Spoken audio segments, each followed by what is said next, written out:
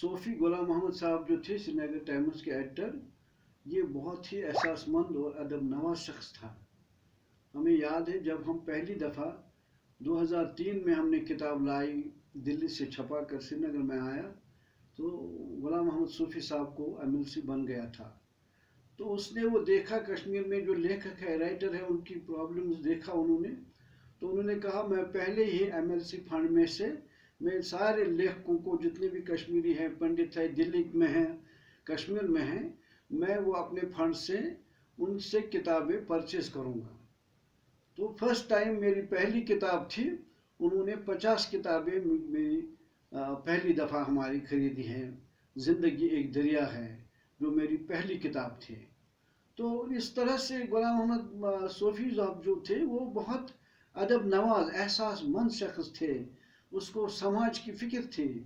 تو اسی وجہ سے اس نے اس MLC فنڈ کو یوز کیا ہے کہ میرے جہاں کافی لیکھک ہے، ہمارے پنڈت ہے، کشمیری ہے، یہ ادب ختم ہو گیا، تو لہذا جتنا مجھ سے ہو سکے گا میں ان سے پرچیز کتابیں کروں میں۔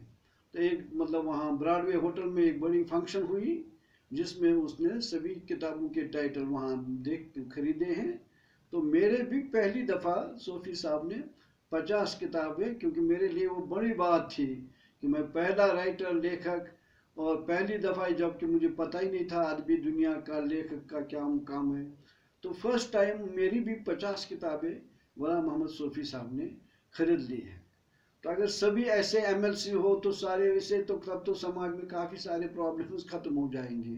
لیکن وہ کوئی ایسا لوگ، احساس مند لوگ آتے ہیں جن کو سماج کی اور جو ہے دوسرے چیزوں کی فکر ہوتی ہے۔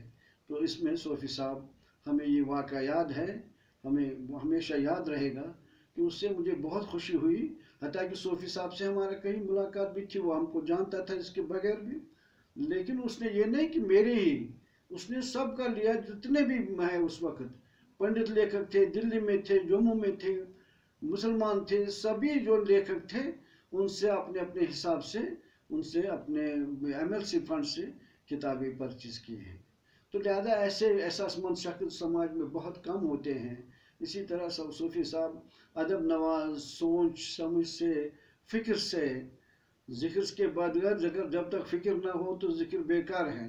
اس کو فکر تھا سماج اور سارے حالاتوں پر اس کی نظر تھی، جس پر بار بار وہ اپنی رائے بھی ظاہر کرتے تھے۔ تو لہذا ہم یہی دعا کرتے ہیں غلام محمد صوفی صاحب کو اللہ جنت میں نصیب جگہ دے، یہی ہماری دعا۔